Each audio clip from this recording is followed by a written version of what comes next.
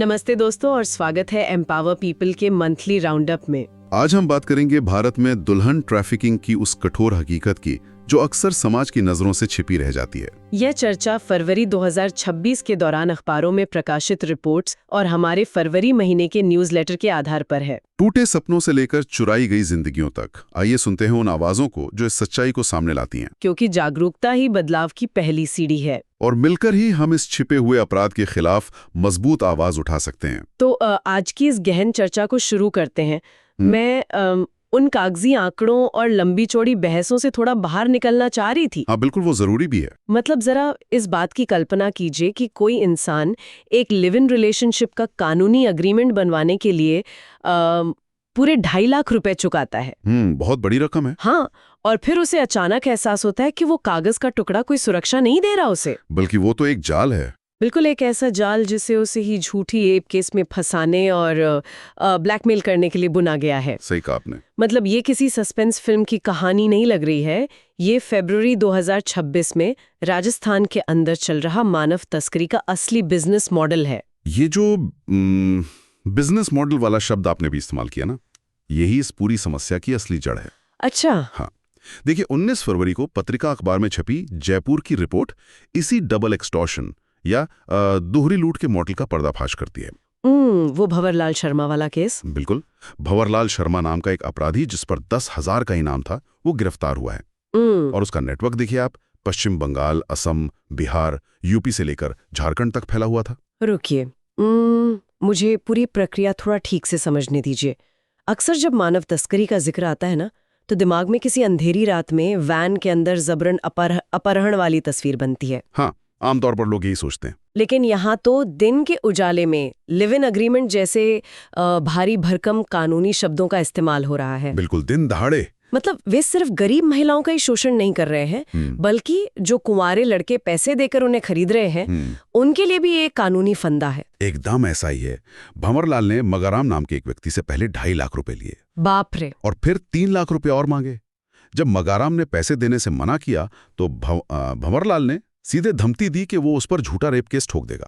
मतलब पूरी तरह से ब्लैकमेलिंग। हाँ, आप इस पूरी व्यवस्था को एक निर्मम कॉर्पोरेट सप्लाई चेन की तरह देखिए।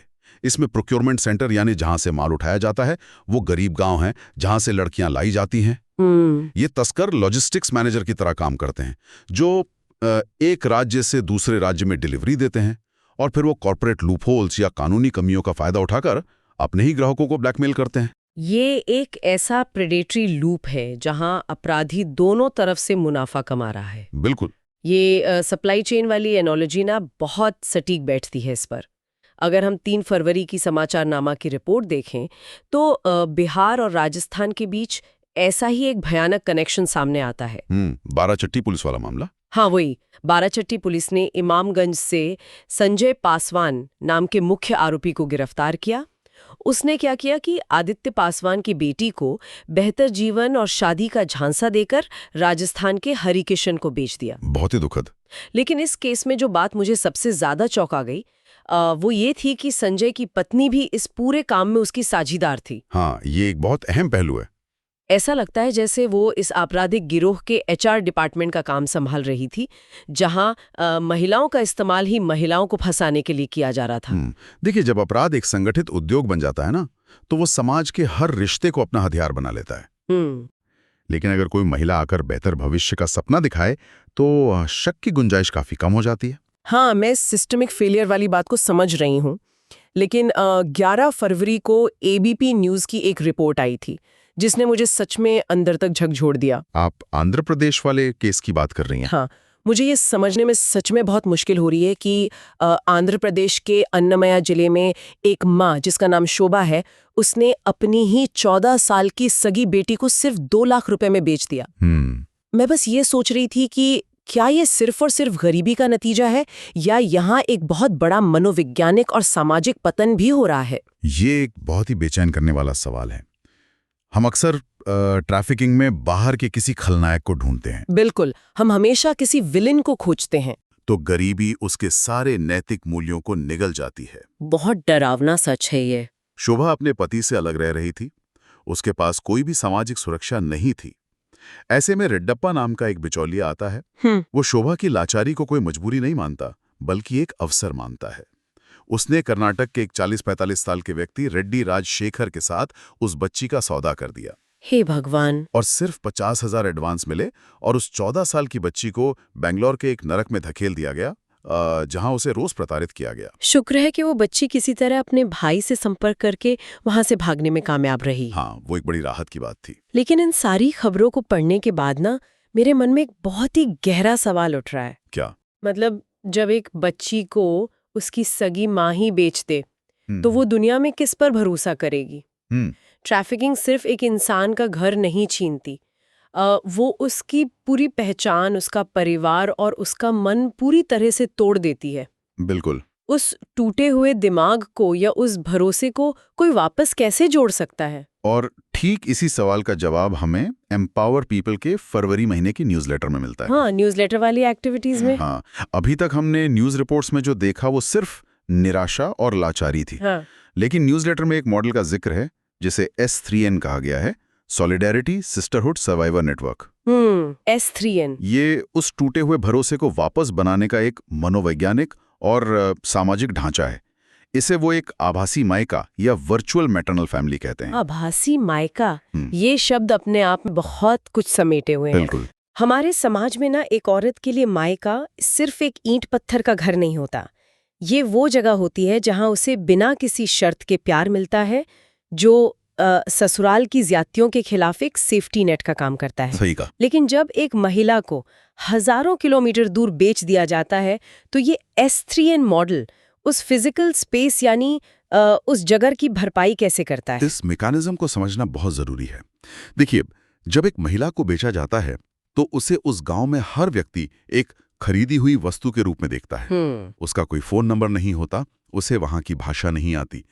ऐसे में S3N उन महिलाओं को आपस में जोड़ता है जो खुद इस दर्द से गुजर चुकी हैं। मतलब जो एक ही दर्द साझा करती है। हाँ, एम्पावर पीपल का यह मॉडल सर्वाइवर्स के ट्रॉमा रिकवरी को प्राथमिकता देता है। ये बहुत अहम है। मतलब जब दर्जनों ऐसी महिलाएं आपस में जुड़ती हैं तो एक ऐसा रासायनिक और मनोवैज्ञानिक बदलाव आता है जो उस महिला को ये एहसास कराता है कि मैं अकेली नहीं हूं। मतलब ये सिर्फ उन्हें महीने का राशन थमा देने वाली बात नहीं है। बिल्कुल नहीं। ये उन्हें उनका वजूद वापस लौटाने की प्रक्रिया है। न्यूज़लेटर में ना सखी मंडल एग्जीक्यूटिव कमेटी की 3 दिवसीय बैठक का भी जिक्र था। मैंने वहां गौर किया कि ये सर्वाइवर महिलाएं सिर्फ पोस्टर पर छपने वाले सिंबल नहीं है। हाँ। वे वाकई में फैसले ले रही हैं। ये NGO सेक्टर के पारंपरिक तरीके से एक बहुत बड़ा शिफ्ट है। अक्सर नीतियां कोई और बनाता है और पीड़ित सिर्फ लाभार्थी होते हैं। लेकिन सखी मंडल में निर्णय वे खुद ले रही हैं।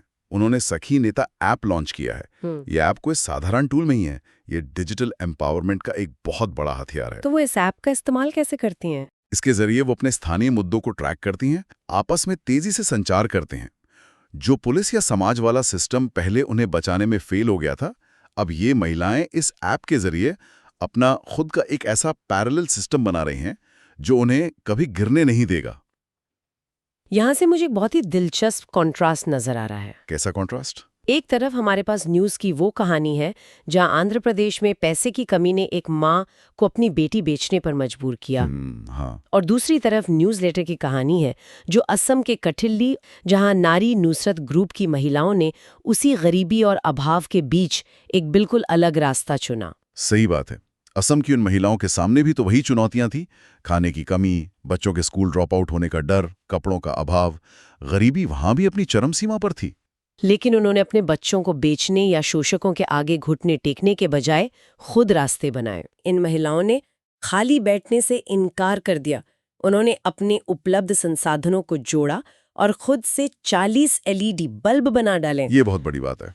और कमाल की बात देखिए, एक स्थानीय दुकानदार ने उन बल्बों को 40 रुपए प्रति पीस के हिसाब से खरीदने का अग्रीमेंट भी कर लिया। क्या बात है। आप सोचिए, 40 बल्ब बनाने से शायद लाखों रुपए ना आए, लेकिन उस एक बल्ब के जलने से उस महिला के अंदर जो आत्मनिर्भरता की रोशनी जली होगी वो कितनी शक्तिशाली होगी। इसे हम सोशियोलॉजी की भाषा में कम्युनिटी केयर और आर्थिक सशक्तिकरण कहते हैं। उन्होंने समझ लिया है कि जब तक उनकी जेब में उनके खुद के कमाए हुए पैसे नहीं होंगे, समाज उनका शोषण करता रहेगा। और यही कम्युनिटी केयर जब सिस्टमैटिक सपोर्ट में बदलती है तो वो जीवन रक्षक बन जाती है। बिल्कुल। हरियाणा के यमुनानगर का वाकया ही ले लीजिए।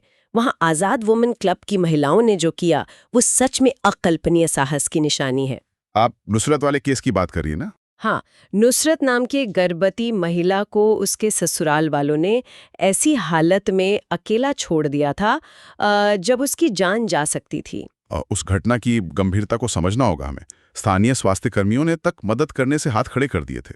कोई परिवार वाला मौजूद नहीं था वहाँ। हाँ। लेकिन उस आज़ाद वुमेन क्लब की 2 सदस्य वहाँ पहुँचती हैं और खुद एम्बुलेंस का इंतजाम करती हैं। और जो सबसे बड़ी बात थी, जब वे अस्पताल पहुंचती हैं तो डॉक्टर कहते हैं कि सर्जरी करनी होगी। हाँ। लेकिन फॉर्म पर साइन करने के लिए परिवार का सदस्य चाहिए। अब यहाँ कोई भी आम इंसान कानूनी झमेले से डरकर पीछे हट जाता कि अगर कल को जच्चा या बच्चा को कुछ हो गया तो पुलिस उन्हें ही पकड़ेगी। स्वाभाविक सी बात है, डर तो लगता ही है। लेकिन उन महिलाओं ने बिना किसी डर के खुद आगे बढ़कर उस अस्पताल के फॉर्म पर साइन किए। उनकी इस हिम्मत ने नुसरत और उसके बच्चे दोनों की जान बचा ली। जी, जो कदम है ना, ये अल्पकालिक राहत और स्थायी आज़ादी के बीच का फर्क समझाता है। कैसे? न्यूज़लेटर में रमज़ान कैंपेन का जो संदर्भ दिया गया है वो इसी फलसफे पर आधारित है। हाँ, मैंने भी वो हिस्सा पढ़ा। उसमें कुरान का हवाला दिया गया था। उसे थोड़ा और समझाइए। देखिए, कुरान की आयतों के माध्यम से ये समझाया गया है कि सिर्फ किसी भूखे को एक दिन का खाना खिला देना ही सबसे बड़ा दान नहीं है। सबसे बड़ी नेकी है दास प्रथा से मुक्ति। अगर आप किसी को सिर्फ राशन दे रहे हैं तो आप उसे अपने ऊपर निर्भर बना रहे हैं। सही बात है। लेकिन अगर आपका प्रयास, जैसे असम में LED बल्ब बनवाना या यमुनानगर में खुद कानूनी फॉर्म साइन करके एक जान बचाना, उन्हें स्थायी आत्मनिर्भरता दे रहा है, तो आप असल में उनके जीवन को आज़ाद कर रहे हैं। मतलब खैरात नहीं, ताकत देनी है। बिल्कुल। अब जब हम ताकत और आज़ादी की बात कर रहे हैं तो सबसे बड़ी आज़ादी होती है अपनी चुप्पी तोड़ने की आज़ादी। हाँ, ये सबसे ज़रूरी है। अक्सर न्यूज़ में हम देखते हैं कि पुलिस तब पहुंचती है जब खेल खत्म हो चुका होता है। यानी हमारा सिस्टम काफी रिएक्टिव है। प्रिवेंटिव या बचाव वाला मॉडल बना रही हैं। न्यूज़लेटर में एक कहानी ने मुझे बहुत भावुक कर दिया था।